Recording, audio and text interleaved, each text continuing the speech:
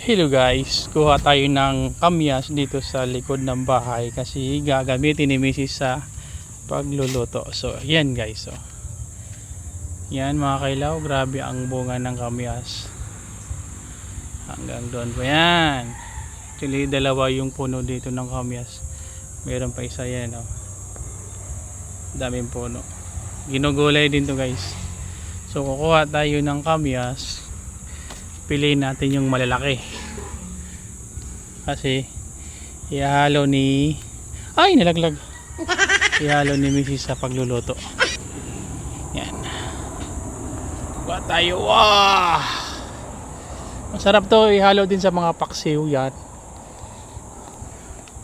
paksiw, lagay muna natin dito.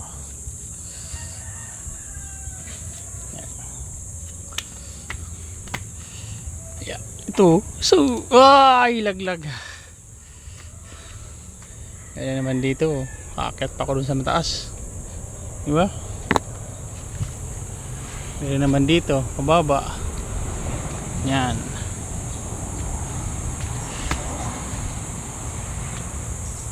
so okay na to, ihalo, madami na to, kulang pa. Taga natin. Okay, yan.